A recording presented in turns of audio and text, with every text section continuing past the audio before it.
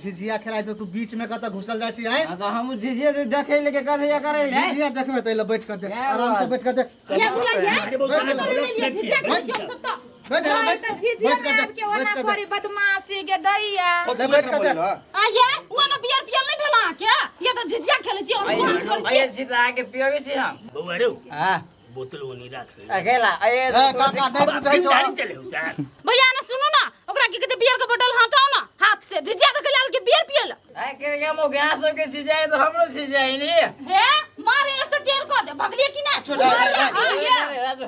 रे तू एला बैठ के देख बियर बाद में पिहेला बोतल राजू नाम हाथ में छे पहले बोतल एला धर ना नहीं तो मार तो देने छी पहले धैने रह इले तो बड़े मार को नहीं कुछ कर दे शुरू करो नहीं कुछ पीते तो मार खाते हां गाना गाबू बाबू निमन गाय शुरू में तो बदमाशे बढ़ गई हां लुच्चा कहीं का प्रिय बई संडे बई मैया के साड़ी ला सुगवा दे मैया के साड़ी ला सुगवा दे मैया के सन दे बई भैरव भाई सारा कबा जिजरी खेलाई जी के मैया के बई सन दे बई भैरव भाई सारा कबा जिजरी खेलाई जी के मारो ना नहीं कर तो तोरा कथि बुझायो है ए मैं रुके 1 मिनट रुके बाप मिरलो दारू पीते पीते तो हम नहीं करे छोड़ दो चल जा ए क्या दे सर के बस दे हम बस कोन सर तोरो घर में फुट देबो तो से देख बोझ नहीं पियरो भूरका तो सर तोरा पेट के न से बाप से भेज कर तोरा हां भैया भैया हरार खटखट नहीं करथी देखो दे ए बजरा बैठ जा कोहेला सा एनी ले तो कांगड़ी झाड़ दो तोरा छोड़ दो शुरू कर हटा ये भोजन दे भाई मैया के साड़ी ला सुगवा दे मैया के साड़ी ला सुगवा दे मैया के किए भोजन दे भाई भैरव भाई सारा कपर जिजरी खेलाई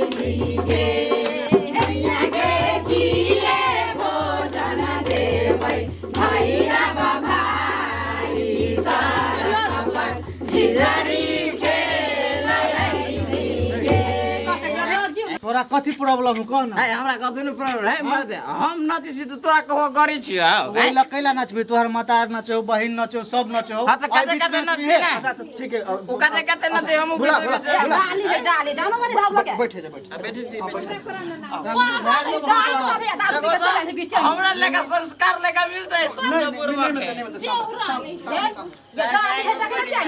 डाली ऐसे पीछे में ऐसे एकदम का छोड़ दे बटबदी नौकी होते के कर जाए हम काटी बात तो मीजा नहीं खोली बा के गोर लगी छी खूब खुशी रहा दारू पी चायबाजी में सबके गोर लगे एकर बात में रहबे ना तो अपना टाइम अथी हो छोड़ दिया एकरे संग बच्चा हमरा सके बच्चा नहीं दारू पी हो बीच में छोड़ दियो फले फूल देबै मैया के साड़ी ला सुगवा दे मैया के साड़ी ला सुगवा दे मैया के तोरे भोजन देबै भैरव भाई सारा कबर जिजरी खेलाई गे मैया के तोरे भोजन देबै भैरव भाई सारा कबर जिजरी खेलाई गे माछ मारा गेले गैया बाबा के पोखरिया मार लेले पतारी मछरिया गे माछ मारा गेले गैया बाबा के पोखरिया मार लेले पतारी मछरिया गे माछ मारा गेले गैया बाबा के पोखरिया चल चल के देखी कदम तर तोरा बेटा के खेबो बदम तर चल चल के देखी कदम तर तोरा बेटा के खेबो बदम तर तोरा बेटा के खेबो बदम तर तोरा बेटा के खेबो बदम तर तोरा बेटा के खेबो बदम तर तोरा बेटा के खेबो बदम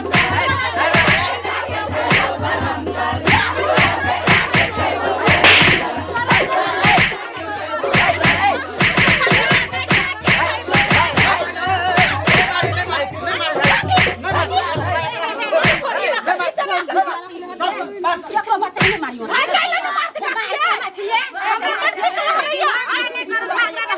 खाए पिए वाला आ ये दीदी जेजिया खेले जे अपना सब से नहीं के बात के जन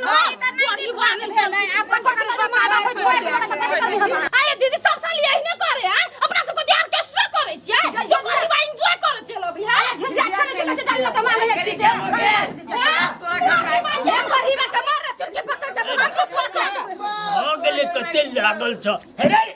सार रे हां जा समझा देथिन सब कह देलिए मुझसा चल गेले कर तू सब कदी कले सार के हम मचाइल के हम फेंक के छोरे वजह से हम छोरे से सार के ढल्ला उधार देती हो सार कुत्ता है ओकरा कदी कही ला याने पागल है सार याने ये आप हम कथि कहै छियै दोसर गीत शुरू करू ना ओने है सब सखी मिली तोरे सारा सबके सागावा दुनिया तोरे बेटा मुरिया गे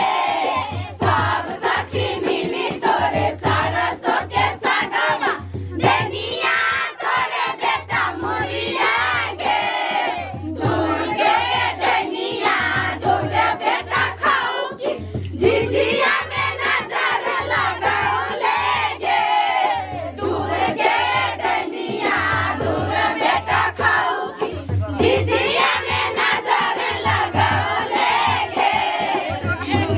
चढ़ ले दुनिया लड़बा चढ़ के भातावा दोसर दिस चढ़ ले बेटा मीमाना गे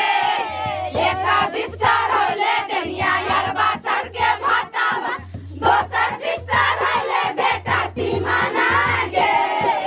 और दुनिया रही देखा अपन बेटा खाई दे नगर के लोग के बचाई दे गे और दुनिया रही देखा अपन बेटा खाई दे नगर के लोग के बचाई दे गे। नमस्कार दर्शक बिन अहाँ सबके जो सांस्कृतिक कार्यक्रम करावे के है तो हमरा के यूट्यूब के माध्यम से तो देखते हेबै आ प्रोग्राम करावे के है तो कांटेक्ट जरूर करब। कांटेक्ट नंबर है 9819682990 आ जो ई नंबर में नहीं लागत तो दोसर एकटा नंबर सेहो है सुन लिया 97 026 98 6 से 26 इहो नंबर में कांटेक्ट करब। ईमो व्हाट्सएप ये नंबर से चले है और कोनो भी किस्म के शुभ कार्य होय